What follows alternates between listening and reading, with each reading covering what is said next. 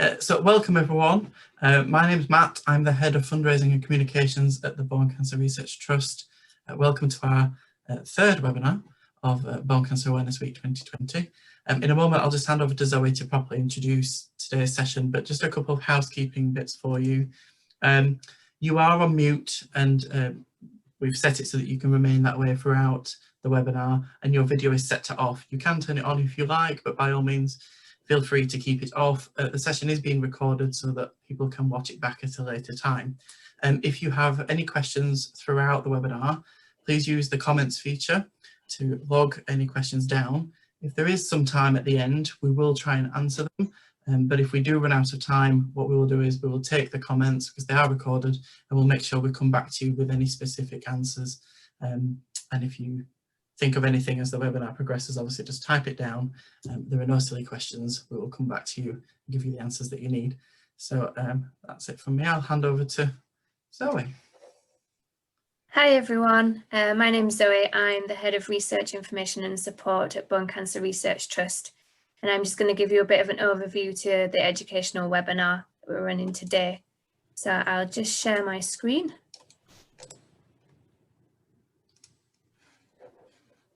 There we go. So I thought it might be quite useful for me to give an overview of who Bone Cancer Research Trust are, because many of you might not know. So in 2004, a group of families came together who had all lost children and young people to primary bone cancer. They had all been fundraising independently, and they were actually brought together by an oncologist, Professor Ian Lewis, in Leeds. He'd recognised that they were all trying to achieve something similar and felt that they might get there sooner and have a bigger impact if they came together. So they were all quite frustrated at the lack of research and information and support available for patients and their families. And so they came together, and in 2006, the Bone Cancer Research Trust was registered. We're now the leading charity dedicated to primary bone cancer, and we want to make primary bone cancer cured for all patients. We operate through our 4 pillars of research, information, support and awareness. And we are a small team. There are 16 of us at the minute, and unlike many charities, we are not based in London. We are up in the sunny north in Leeds. So just moving on to why we're really here and why we wanted all of you to attend, and that's our patients. We get approached by many patients, and all of them have a story. So this is Harmony. Harmony started experiencing pain and a swelling in her arm, shown here. She went to a minor injuries unit, and she was told that this is an infection and prescribed antibiotics. She went for a second opinion, and she went to see a specialist paediatric consultant. And even though her blood work came back normal, there was no markers for infection, she was told to continue the antibiotics. Unfortunately, things got worse, and it was only when she saw a family friend who was a paramedic that he said that something wasn't right, and booked an urgent x-ray. This showed some bone destruction, and she was later diagnosed with Ewing sarcoma. And this is Claire. So Claire was experiencing pain and went to a GP. Her GP referred her to physio, and luckily her physio picked something up. The physio felt that something wasn't quite right, wrote to the GP, and an urgent MRI was ordered, and she was diagnosed with Ewing sarcoma later. We have a whole host of patient stories on our website. All of our patients have a unique story, all worth a read. So if you're interested to find out any more, please go to our website where you can find these. So why do we want to increase awareness of the signs and symptoms of primary bone cancer amongst healthcare professionals? This really started with a piece of stakeholder research that we did back in 2015. And on the back of this, we wrote a Living with and Beyond Primary Bone Cancer report. It documented a patient's journey from diagnosis through treatment and then beyond treatment. And it was this that gave us the kind of concrete evidence that patients were experiencing quite serious issues with delayed diagnosis. And this is the quote that kind of really gets to me. So when I was finally diagnosed, I didn't know if I could go through the treatment. We had fought so long, I didn't know if I had any fight left in me. And this is actually a quote from a 14-year-old child who was later diagnosed with osteosarcoma, which is quite heartbreaking.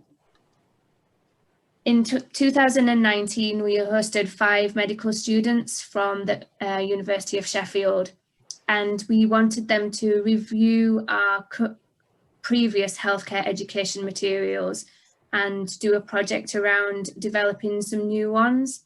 They decided to focus on educating medical students and their peers, and they developed these flashcards. So they're a size of a postcard, and they cover all the key points in primary bone cancer, from risk factors to the investigations needed to diagnose, to management, and then some of the general epidemiology. And actually, although they were developed for medical students, they've been used by GP practices in reflective learning and also by physiotherapists. So this is really what kickstarted our current awareness project.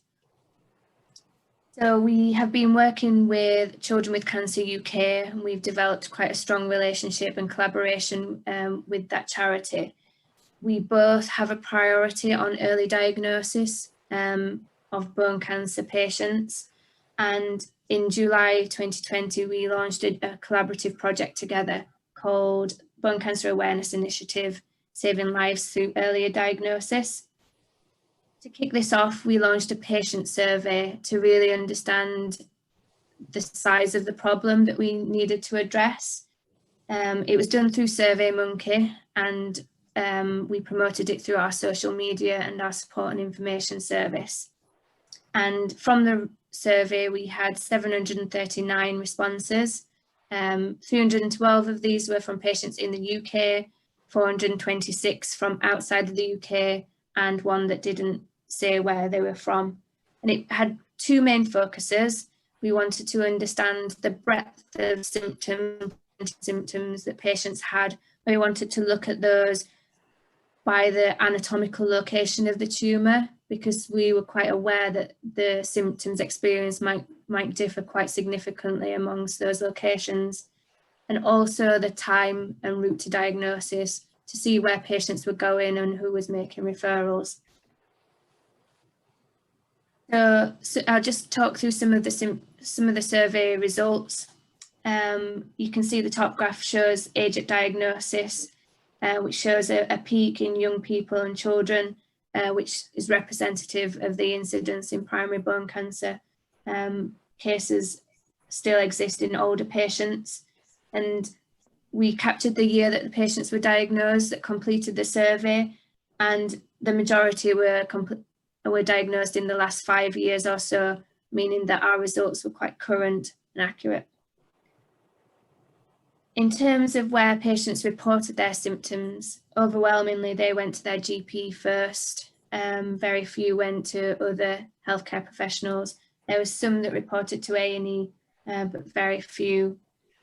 And when we looked at the outcome of this initial visit, 21% were asked to return if symptoms persisted, but we need to make sure that those patients have been adequately safety netted.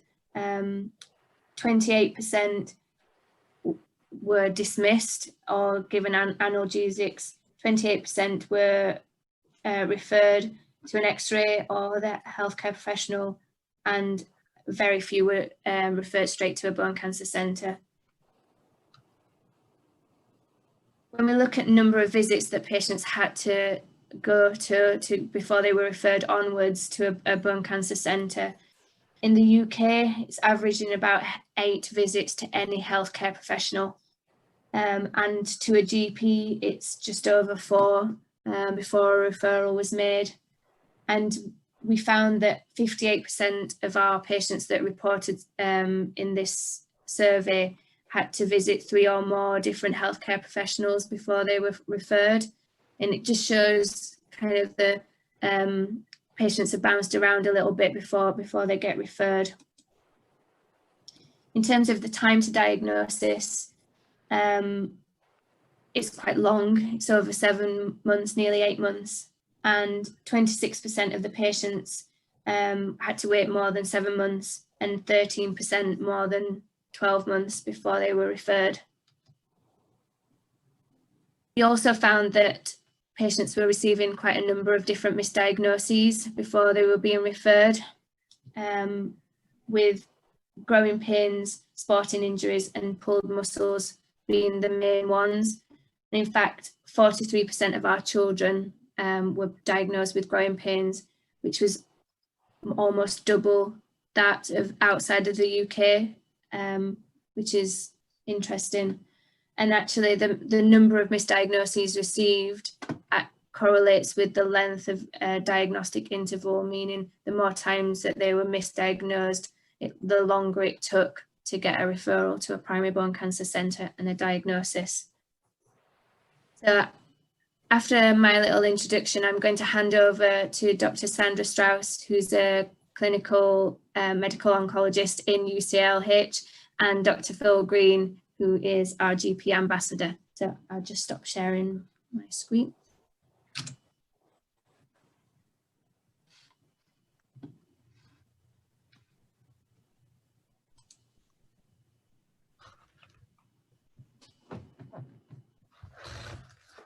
Hi, thank you very much, Zoe.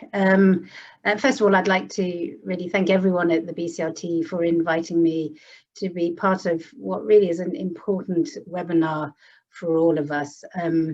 My name is Sandra Strauss and I'm a consultant medical oncologist at UCLH in London. So I've put some slides together, and the first thing to say, this is not a lecture at all. There are some slides about primary bone cancer, but this is really more about my perspectives and reflections as a sarcoma oncologist and someone who's been treating primary bone cancers for many years. This is all I do. I don't do anything else apart from look after patients with sarcomas, and I've been doing that as a consultant for more than 10 years. I've heard many patient stories, some excellent and some much more challenging to hear.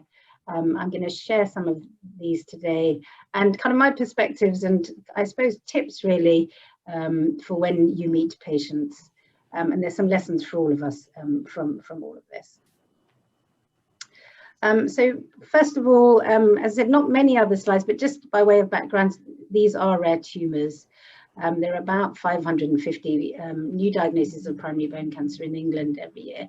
That is not a lot of cancers. There are about 150 osteosarcomas, nearly 100 Ewings, and about 120 chondrosarcomas, which are the most common. Now, that is a tiny, tiny number. We're really aware that most GPs will never see one, or maybe only see one in the whole lifetime of practicing. But just because they're rare does not mean they're not important. And of course, any of us that work with these patients, it's incredibly important. Who does it affect? So, I mean, there's a lot of information about teenagers, and there's absolutely a peak incidence in those teenage years, primarily of osteosarcoma and Ewing sarcoma. As you can see to the right here, there is a second peak in older patients. So it's important to remember that it's not only the young that get it, particularly for osteosarcoma and some of the other primary bone cancers, they do affect older patients. And the older patients do tend to present in a different way. Where are the most common primary sites, or where does this most commonly affect? It's most often seen in the knee. Osteosarcoma, about half of them are in the femur and the majority in the distal femur, then another 20% or so in the proximal tibia. So by far the majority of them are around the knee. But that's not to say they don't happen elsewhere. Because they're bone tumors, they can affect any bone in the body. And I have pretty much seen osteosarcoma present in every bone in the body, including recently in the proximal phalanx, so in the big toe. That was the first for me, but they are reported. And obviously they all present differently according to where the primary tumor is situated.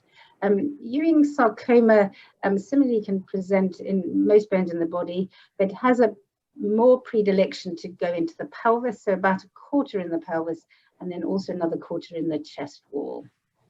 But as I said earlier, the primary site varies with age. Older patients have a different distribution and more pelvic tumors, which can cause more issues. Again, this is not a lecture, but how do we diagnose primary bone cancers? First of all, it's on imaging, an X-ray in some patients, but MRI is the gold standard. Patients need a biopsy to make that diagnosis. They need staging with a CT and a bone scan, or more recently we use a PET scan because the cancer spread to the lungs and the bones primarily.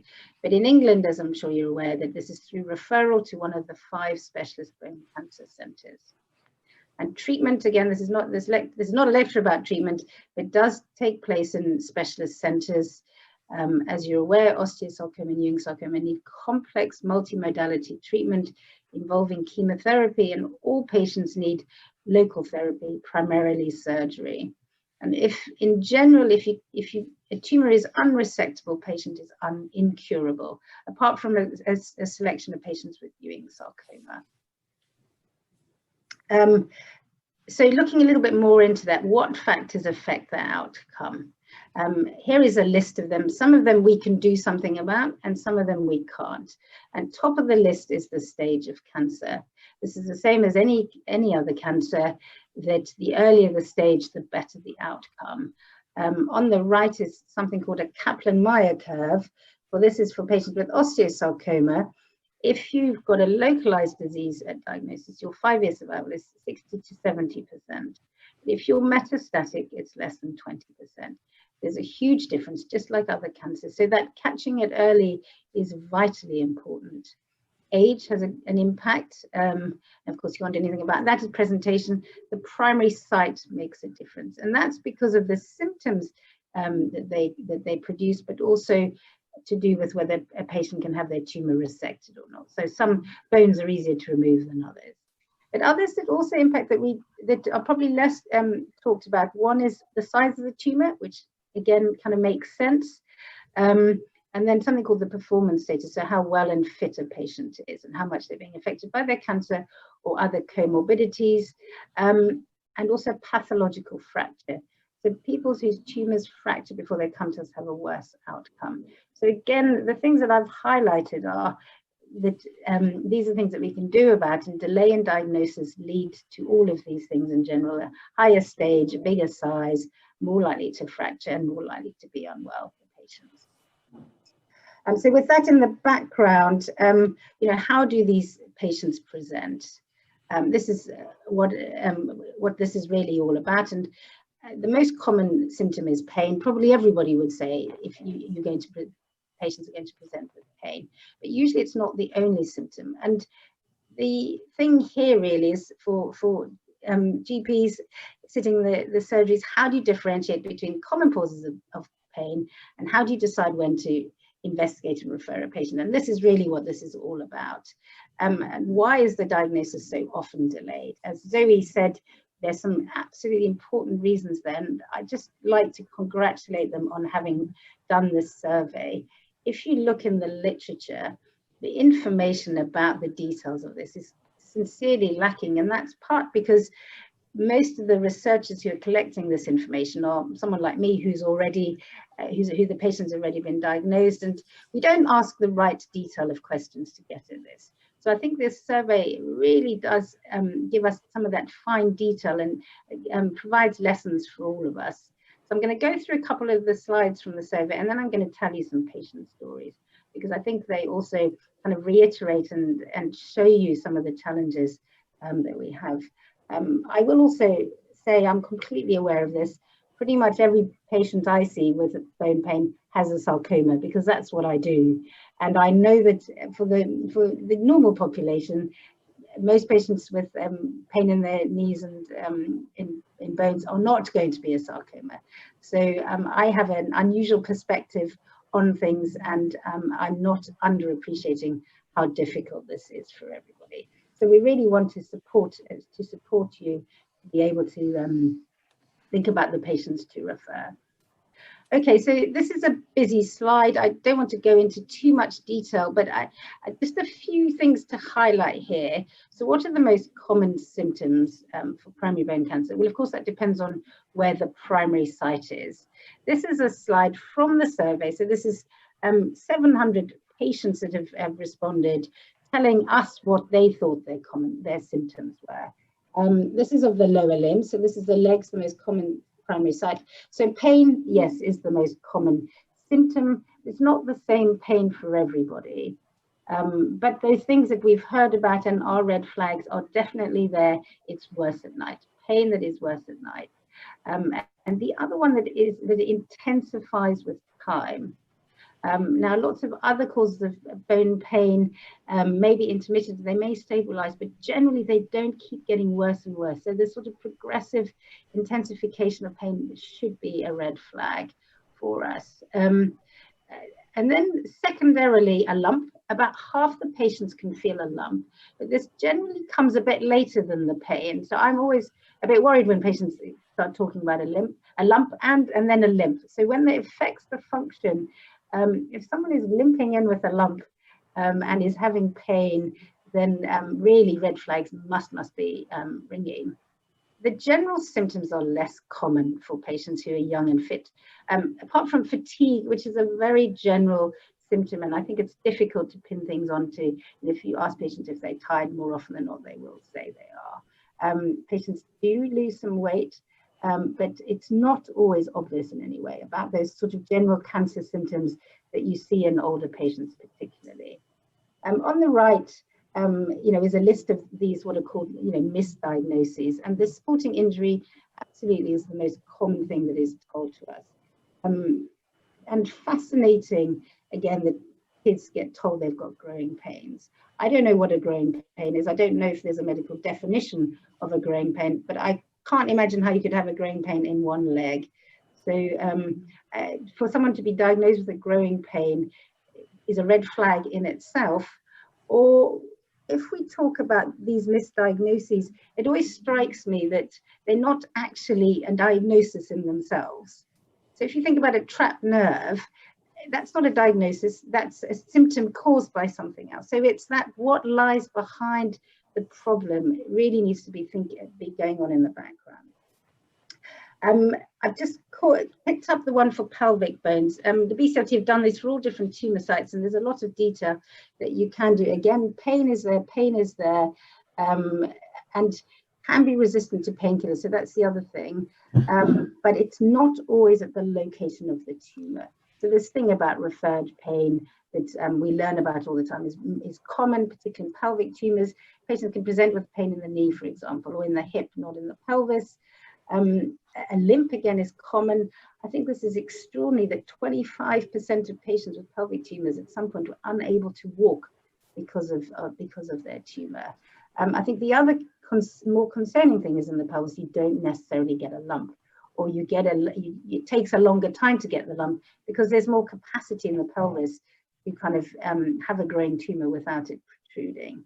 So just be aware you don't necessarily have all these symptoms, but it's just a thought about kind of how they put together. So is sort of a little bit of a background. Now I'm going to present some stories of patients. Some of them are a little bit harrowing, and again, this is not a reflection on the people that looked after them beforehand, but just sometimes it can show you how difficult it is. And probably the biggest lesson is about listening to a patient, not jumping to conclusions or assumptions, and just thinking about things. Right, so this is case history number 1. This is a 15-year-old girl who presented to her GP with a 6-week history of intermittent knee pain, which she did find was worse on exercise, and she did play netball at school. So she was diagnosed with a sporting injury. She didn't think she'd had a traumatic injury at school, or she didn't think particularly it was related to her playing sport, but she did notice it when she was playing sport. So she did get labelled as having a sporting injury. She was prescribed analgesics and essentially told to rest it. 2 months later, she came back to see the GP again. The pain had increased. It was more persistent. It was waking her up at night, and she was even starting to limp a little bit. and the analgesia she'd been prescribed was not helping her. So she got prescribed stronger painkillers and was referred to physiotherapy to see if that could help. 3 weeks later, she presented to A&E with increasing pain. Again, she was discharged with analgesia, this time even stronger. 2 weeks after that, she knocked her leg against a lamp post while she was walking or limping to school, and she returned to A&E on that occasion. And this was her X-ray. So on the right-hand side, this is a femur, this is the big bone in the leg, for those of you not medics, and this is what is called a pathological fracture. You can see, I mean, I think anyone can see this, and it's a displaced pathological fracture. So you can see how that line should join up with this line and see how far it's moved across. And in the middle of this, you can see how the bone looks darker than higher and lower. And so that's where the tumor is. It's a lytic lesion. The bone has lost strength. And with a small amount of trauma, she fractured her leg. So on that occasion, they very quickly did an MRI scan, found it to be a possible sarcoma. They could see the tumor, and so she was referred to the London Sarcoma Service and diagnosed with an osteosarcoma. So she was commenced on chemotherapy. The problem in this situation is that when you have a fracture like this that is displaced, is that there is contamination of all the soft tissues with tumor cells. And then we had to have a very difficult conversation with this 15-year-old girl about how to manage her surgically. Generally, if you've got a tumor in the distal femur, you could do endoprosthetic replacement. So put in a metal prosthesis where it is. But because of the contamination, we felt that the risk to her life was too great to rely on a prosthesis and the chemotherapy. And so we recommended she have an amputation, which she did undergo alongside her chemotherapy. So having a pathological fracture is a devastating outcome of having a tumor. Of course, it can't always be helped, but you can see how she's presented a number of occasions, and there were opportunities missed there that could have perhaps prevented this. The next is another case. In fact, this is the referral letter, which I thought encapsulated this story very well. I was going to write it all out, and I thought, well, actually, this is a presentation of a real 15-year-old boy who presented with an 8-month history of progressing, worsening mid and lower back pain, gradually worsening over the last month, to the point he's unable to lie supine, so on his back, without experiencing excruciating back pain. He also describes 1 to 2 months of intermittent drenching night sweats and approximately 5 kilogram weight loss. He visited his GP multiple times, including 2 trips to A&E, with treatment of a possible musculoskeletal cause. So again, that's a misdiagnosis, or what does that mean? That means there's something wrong with the muscles or the bones, but it doesn't say what the cause is. He didn't have any neurological symptoms associated with this. On this occasion to the A&E, he had an MRI scan of his spine and showed a mass in the T8 vertebra that had extended round, but it also showed on that admission he had another focus of tumor in T2, so another one of his vertebra, and he CT scanned that he had lung metastases. So this boy was diagnosed quickly as having metastatic Ewing sarcoma on a biopsy, and he came across to us and was found to having impending cord compression. So in fact, we started emergency kind of chemotherapy as the first treatment in a very short space of time. So again, you can see how he's accessed healthcare professionals in different ways, and how there's been a progression of the symptoms and putting down to something musculoskeletal, but without a thought of what might be lying behind this, with 5 kilograms in weight loss and other symptoms associated. The third is another harrowing story that kind of provides a different lesson.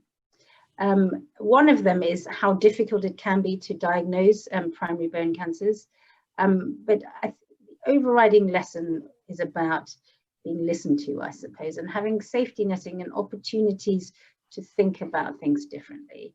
So here's this boy is 17. He went to his GP with a month history of back pain, starting in the back and coming round to the front. The GP diagnosed what was written in notes as costovertebral dysfunction. Again, this is a diagnosis, but it means rib vertebra not working properly. So again, it's not a diagnosis, but it sounds like a diagnosis because it's sort of written in medical terms. He was prescribed analgesia and referred to a chiropractor, which seems perfectly reasonable at the time. But the pain progressed and was particularly severe at night. In June, he went back to the GP, who completely rightly did a chest X-ray and blood tests, which were both normal. I will say it's very uncommon for blood tests to be abnormal in patients with bone sarcomas. He had more painkillers prescribed, but the pain was bad enough he couldn't do his exams that summer. The letter was written to the school saying he's got this problem, he can't write his exams. He went back to the GP, and the mum requested a private opinion, and he went off to see a private orthopedic surgeon.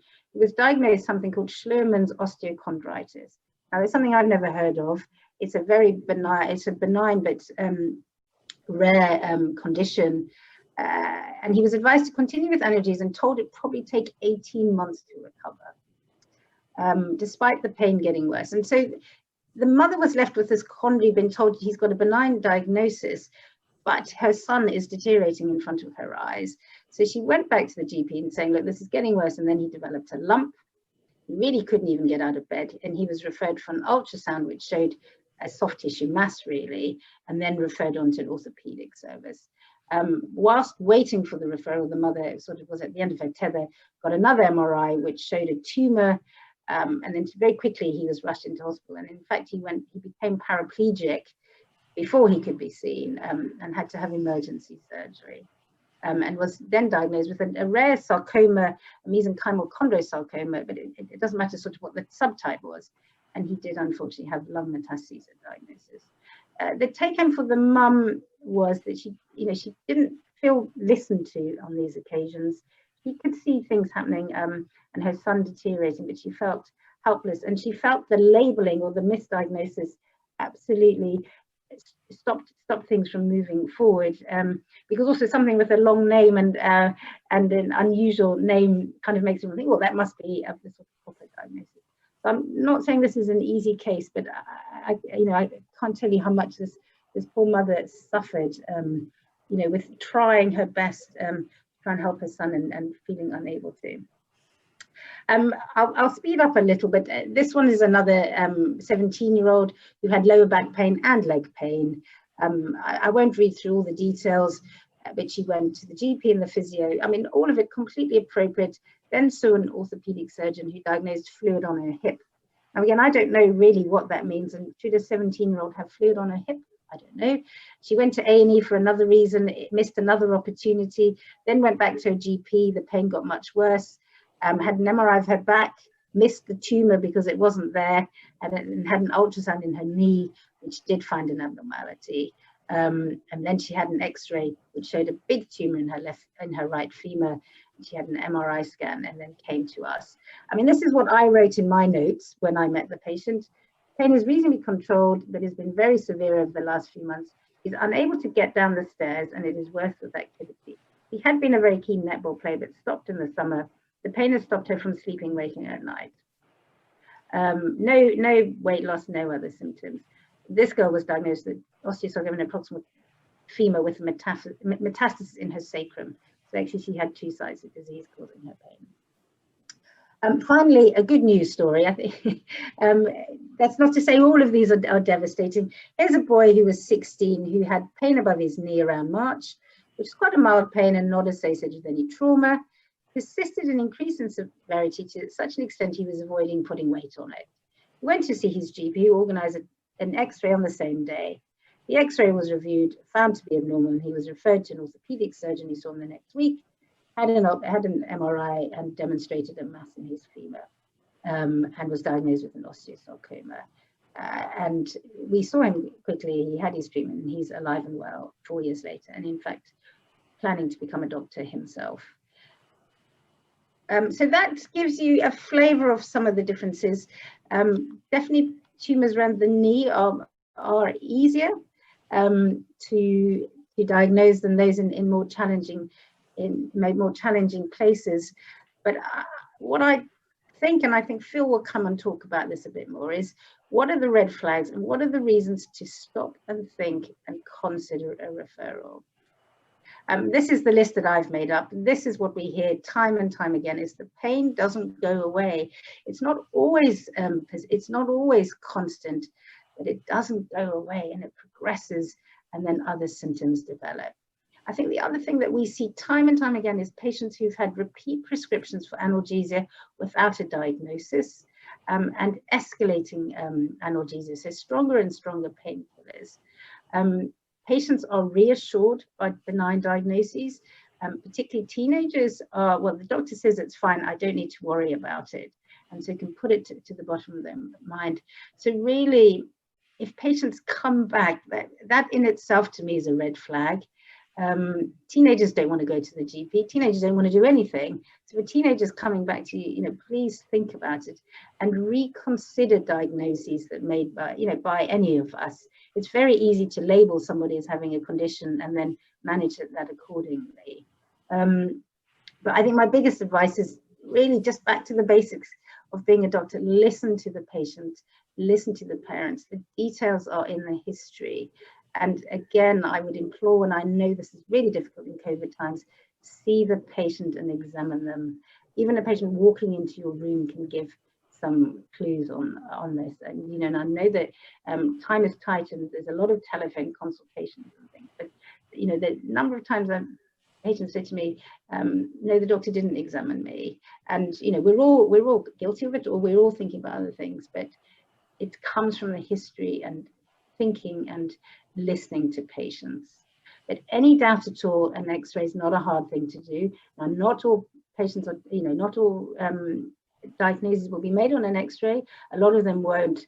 So please, it's just thinking about it again. And if it's negative but pains or symptoms persist, please refer on for investigation.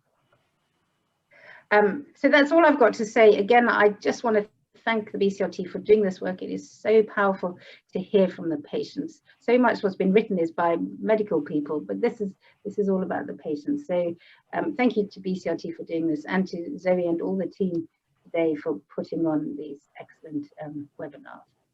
Thank you. Okay, so I think it's my turn now.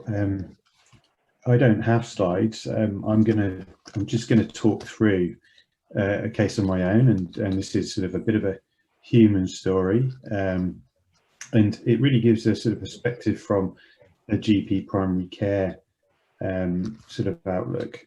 So my name's Phil. I'm a GP in Uppingham in Rutland. I'm an ex-patient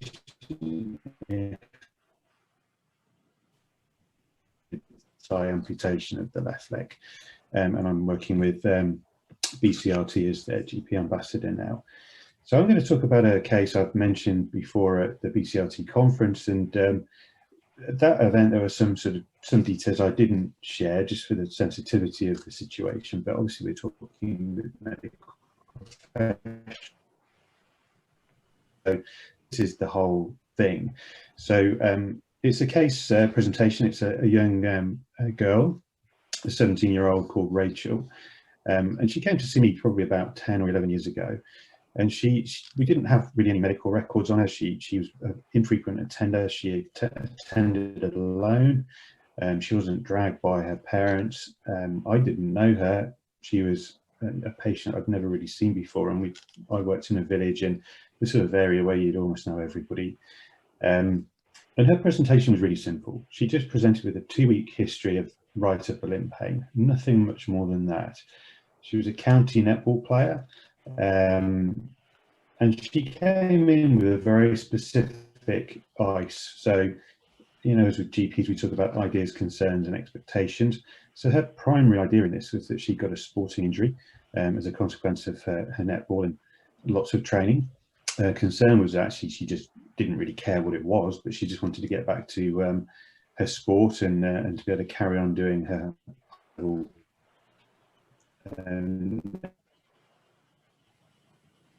analgesia to allow her to do that.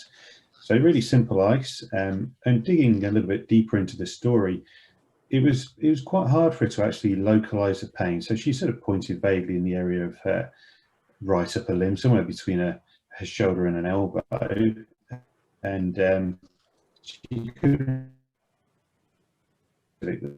What she did say though was the pain was constant and was worse with activity, but there was no night pain at that time and no other red flags in the story. So I did ask specifically about red flags. She also reported no trauma, so that sort of went against her own idea, her own hypothesis about the cause of her pain. No precipitating factors in it. It was a spontaneous. So probably a few alarm bells ringing with that one. Full physical examination, which included neck, shoulder, humerus, elbow, and all the soft tissue in between, was entirely normal. So obviously that presents us with a little bit of a difficulty, and as GPs we've seen this an awful lot before, where you a relatively decent history, you do an examination, there's nothing to give you an indication at all as to the specific underlying cause. And I guess in that instance, probably what we tend to do is sometimes default to the patient's idea that they came in with, which is the situation in this case, which I did. So because I couldn't find a diagnosis, this was a non-diagnostic situation. She was labelled with having a soft tissue injury, probably caused by overtraining, and not really much else was considered. And actually primary bone cancer was not considered during that first consultation, shamefully on my part. So she was prescribed analgesia, so her expectations were met. I safety netted and asked her to come back to see me in 2 weeks if things didn't get better. Now, obviously what then happened, she was a teenager, she wanted to get on with her life. 2 weeks came and went. I didn't make a note of the fact that I wanted to see her in 2 weeks. I gave her entire responsibility for booking that follow-up appointment. And she, 3 months' time, by which time she developed quite a large mass of her upper humerus, persistent pain which had actually deteriorated over time. She developed night pain by this point, and pretty much an inability to carry out any sport at all, and some activities of daily living actually. And it was obviously fairly clear that something serious was. So she was immediately referred on our 2-week wait sarcoma pathway locally, and concurrently for an urgent X-ray as well. And subsequently she underwent a biopsy and osteosarcoma was diagnosed. She underwent limb salvaging surgery, which was pretty horrific for her, and then subsequently required an amputation, and unfortunately in the end experienced some localized recurrence, which was a fungating tumor in the area of her surgery, and as well lung mets diagnosed simultaneously at that point. And so obviously a catastrophic situation in a 17-year-old girl who, you know, I suppose the question here was learning points from the situation. Was this a missed opportunity? Could things have been done better? And I think my conclusion in all of this was, yes, it was a missed opportunity, because there are a number of things there that really now, looking back in retrospect, you know, really cry out to me as being, you know, all kind of alarm bells ringing in lots of different places, but all very subtle ones, not loud alarm bells, not red flag, bright light alarm bells, but more subtle ones. And it's the collective really that I want to make the point about today. This is a needle in a haystack, as Sandra alluded to. So this, you know, it's probably a once in a career diagnosis. And we talk a lot at BCRT about that statistic and how that compares to meningitis, and that's probably a once in a career diagnosis as well. But at medical school, we're all taught about meningitis. We all know what to look for. Every child that comes in with a fever, we're always asking about rash and neck stiffness and photophobia, and we all know what to do. Rote approach to that kind of situation. We never ask about the symptoms relating to primary bone cancer in the 30% of consultations that we have with patients with musculoskeletal pain. And it's the same statistic as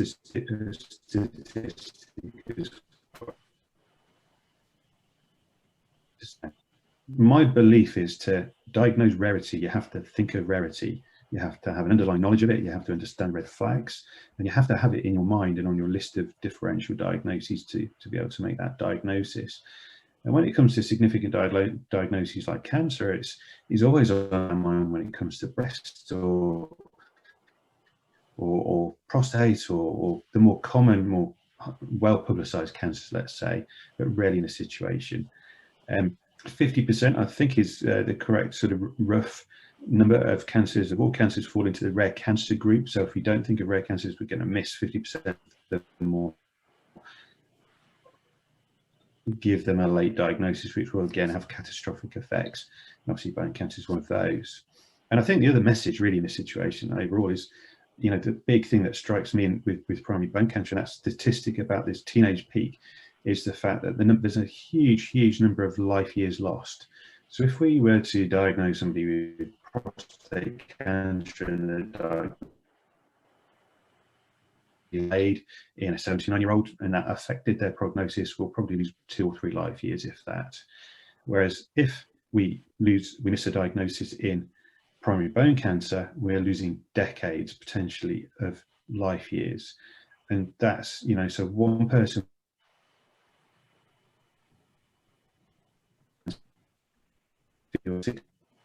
cancer, you know, that's just a rough comparison, but the point really is that these are just something not to miss. So what were the clues in this situation? What were those sort of soft alarm bells that I really should have picked up on? Well, the first thing is that Sandra alluded to, this was a teenager. She came alone. Teenagers don't like coming to the doctor, particularly alone. They don't like being dragged either, but certainly it's quite exceptional for them to come alone. That really should have started some alarm bells ringing the minute she walked through the door. And actually, during the pre-diagnostic consultation, when I was looking at the notes and thinking, actually, I've got a 17-year-old coming in this afternoon, she was an infrequent attender. And also she was obvious stoic, so she didn't really care about her pain. She cared about her sport, and she wanted to get back to that. All of those things sort of, I guess, sent me along the wrong direction, but actually probably ought to have done the opposite. Her symptoms were spontaneous in onset. There was no underlying explanation for them, which actually at the time should have made me feel uncomfortable.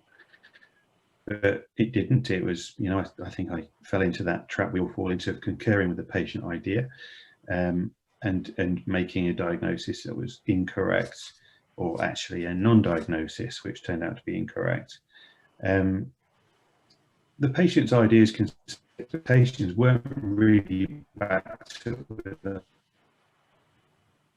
no history of trauma, despite her idea that this might have been caused by a sporting injury or a repetitive type injury relating to overtraining.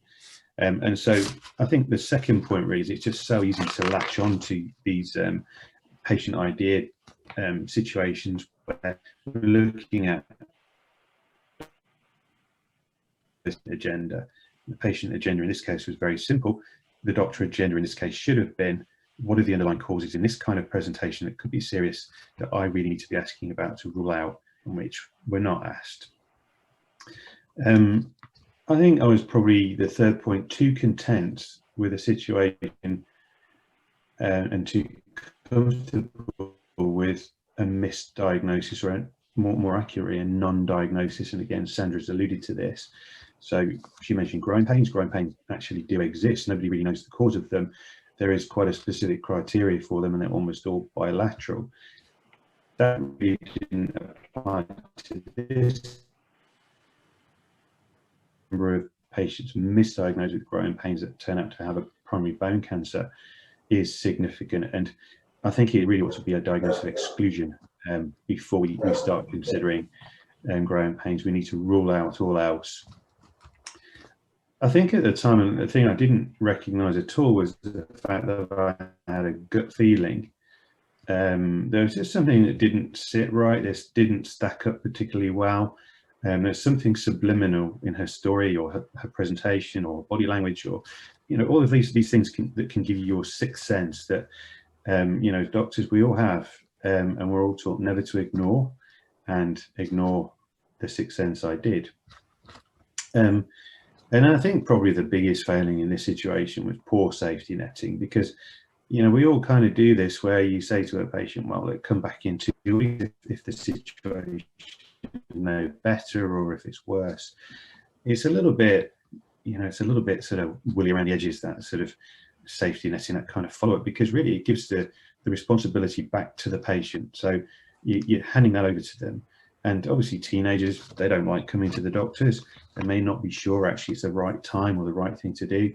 They may feel foolish.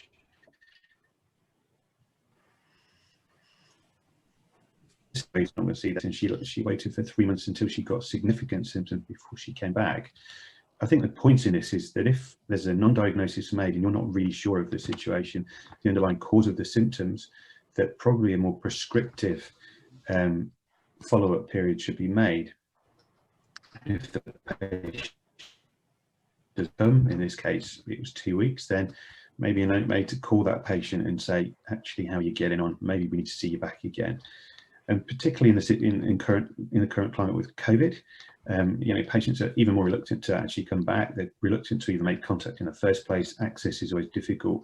We need to make it easier for them when we're uncertain, and with that uncertainty. I go back again, I'm going to reiterate the point that you only diagnose rare if you think of rare. I didn't think of rare in this situation, having actually taken a little bit of a vow myself when I became a GP, to say, I'll never miss a case of bone cancer, having had one of my own. And obviously that's what happened in this case. Primary bone cancer wasn't even actually on my list of differential diagnoses in this patient. And then another point really that I've developed as a bit of a personal rule, which didn't actually apply to this, generally used good practice, is 3 strikes and out.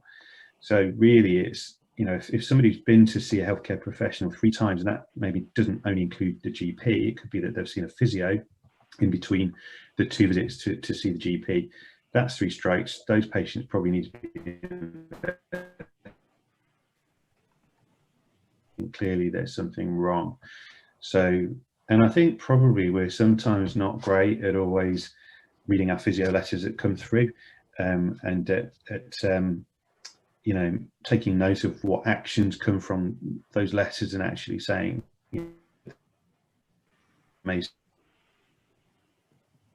on those, and respect our healthcare professional colleagues' opinions about their views on the situation. Sandra's alluded to the fact about normal results. So sometimes we find ourselves in a situation where we're not really sure what's going on. We have these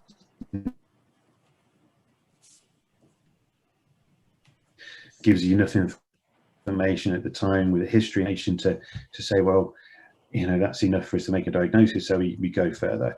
And it's usually the easy things are blood tests and then maybe an x-ray. And as we've seen, as Sandra's already alluded to, in a lot of cases, primary bone cancer blood tests are normal. X-rays can be normal.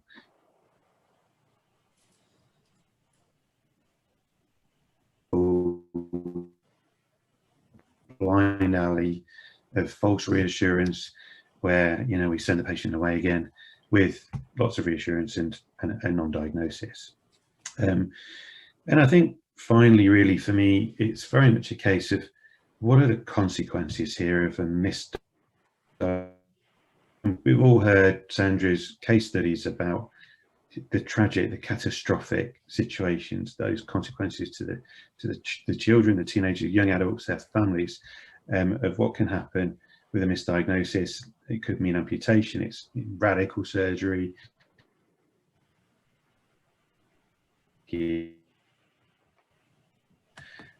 Obviously for the GP, it's about complaint. That takes a lot of time to deal with. It's about litigation. We're all obsessed with that these days. It's about the GMC, those 3 letters we all hate hearing. But actually, more importantly for me in this situation, and a very personal thing, this was about me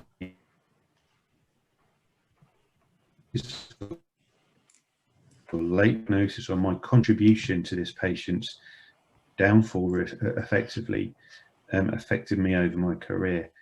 And this patient went on and passed away. I had to look after her through a terminal phase, which was impossibly difficult, knowing that I'd probably the fact that I had an inadvertent hand in that. And that cross is a pretty heavy cross to bear through a career. It's not one you want to be bearing. It's one you absolutely want to be avoiding if at all possible. We were invited to Rachel's probably the day of my GP career, I would say. And just as it happens now, I've changed practice and I actually have to drive by her grave every single day. So there's a daily reminder of this patient. Obviously that's quite exceptional, but it's a powerful message really to say that you've really got to start looking at patients, looking at red flags, being aware of what they are. They're on a flashcard from BCRT, being aware of the NICE guidelines for referral. They're really simple and probably too simple actually in some people's views. And know your local referral pathways. So really, or messages from today that, you know, a tragic situation can happen like this, but there's an awful lot of learning points you can take from it when you reflect on a situation like this. And those are the learning points I wanted to share. So that's the end of all I needed to say. So I hope that was okay. And I hand back over to Zoe. Thank you very much, Phil. Thanks very much, Phil. Not sure how to follow that really. I'm just going to share my screen again, just to give some closing remarks. It's not sharing. Maybe I'm. Oh no, I'm not sharing. No, it's my computer.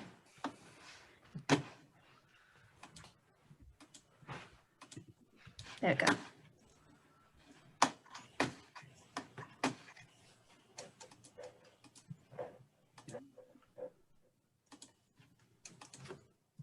There we are. So I just wanted to close on kind of what we're trying to do to raise awareness and raise kind of knowledge and understanding of the signs and symptoms of primary bone cancer amongst healthcare professionals. So as I mentioned, we have a number of flashcards. These were first developed by medical students, and we have slightly tweaked them for different healthcare professionals, with an emphasis on what to do if you suspect a primary bone cancer, what you need to do and where you need to send patients. We have a number of posters. So we have an anatomical poster, which shows you all the symptoms that patients might present with in the various different anatomical locations, and also the common misdiagnoses in those anatomical regions. We have a poster, an X-ray poster for radiology colleagues, which demonstrates how many patients actually have referred pain and how we can't rely on a plain X-ray to say whether or not a patient has a primary bone cancer. And then we have a poster aimed at GPs, and it emphasises Phil's point that actually it's really important to take and consider a patient's full history and to look at all the symptoms that they might be experiencing in combination, and that might allow you to come to the conclusions a bit sooner. So I just wanted to kind of finish on how you might engage with us moving forward.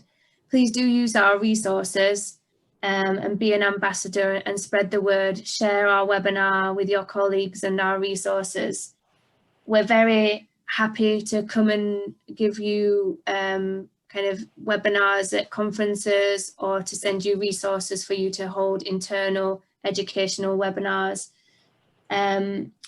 We are in the process of trying to think of ways to engage with GPs. We want to work with you to support you and to help you make these diagnoses We know they are very, very hard to pick up. So please give us any feedback on how we can help and support you, and we will try to deliver those. And if you would like to, you can always participate in any challenges that we have ongoing. So just to finish and bring it back to our patients, these are our daily inspiration, and thank you very much for attending, and hope this has been useful. Okay, so thank you everyone for taking your time out of your day. We know your time is precious and we really do appreciate you joining. There are quite a few questions that have come in, but actually there's quite a few similar ones. So the question of where are these information materials? So the email that you had ahead of today's webinar, there is a link in there that takes you to a page on our website where you can download our free resources and print them off. They're available there. But in addition, this week is Bone Cancer Awareness Week, and actually if you are a GP practice in the UK, you should have received a pack from the Bone Cancer Research Trust this week. We sent out 10,771 packs to GP practices across the UK, addressed to your practice manager. So you should already have a pack. You should have some physical materials that have been sent to you, which includes 10 flashcards to cover, hopefully, all the GPs within a practice. So please do ask your practice manager if that's been received, and if they have, to put up the posters for your colleagues, and obviously to share out the flashcards. And as Zoe said, please by all means download the materials and share them if you haven't had that pack. If you haven't had the pack and you do want some physical materials, by all means email us back to the email address where you've got the invitation for this webinar. We'd be delighted to arrange sending you some information materials out in the post if you do want some physical copies. Maybe you don't have access to printer, etc. So just quickly, I know we're just running over slightly, but there's just two questions that I thought might be worth just answering. So one is from Seham Shahid, I hope I've said that right. And I'm not quite sure who to pose this to, whether Sandra or Phil. If a child is having back pain, can we request an X-ray as an initial investigation? Sandra, do you want to take that one? Fine, yeah, happy to. I think one has to take it into the context of the history and the examination. I'm not a GP, and I do X-rays on people very, very frequently. The irradiation exposure for an X-ray is not very great. And so I would personally have a very low threshold for investigating with an X-ray. But before that, it's the history and the examination that will lend you the clues, but definitely low threshold for investigation. I don't know if Phil would want to add to that.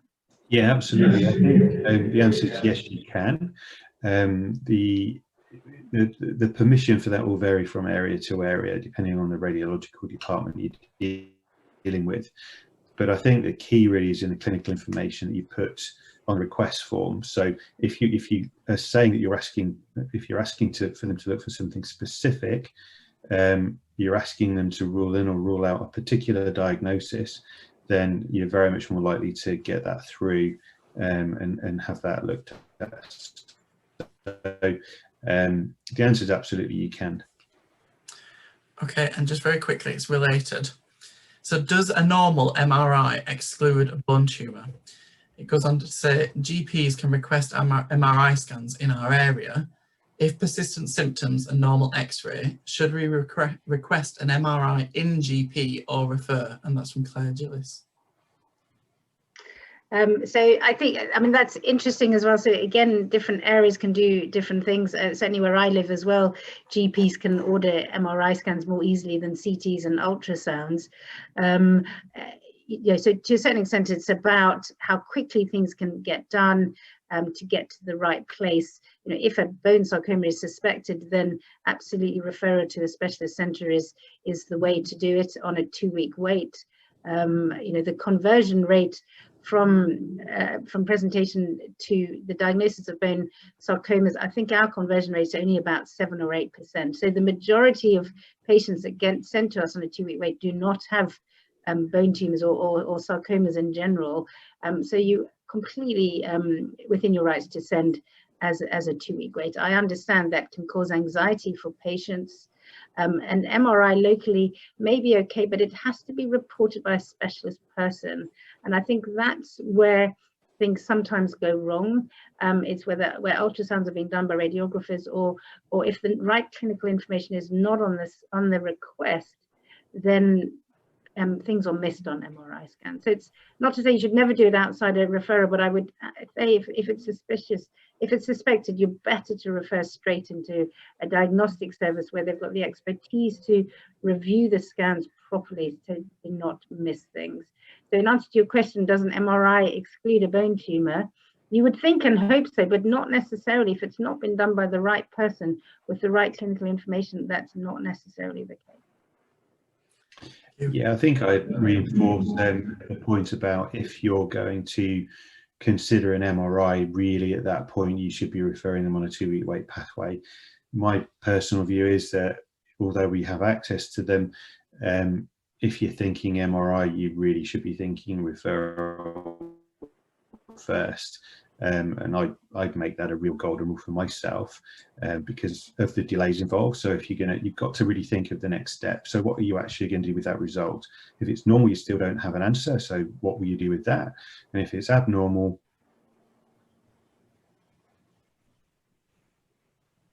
and you've delayed, refer in the first place. And I think statistically with all cancers, the conversion rate is probably around about 5%, maybe 6%. So primary bone cancer is no different. And we refer an awful lot of patients that are discharged with no cancer diagnosis.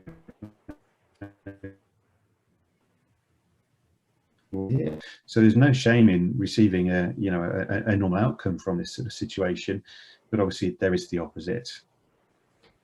Yeah, I think that's really worth reiterating. Don't be afraid, have a low threshold to refer patients. I mean, these are young people who've got lots of young people with a long life ahead of them.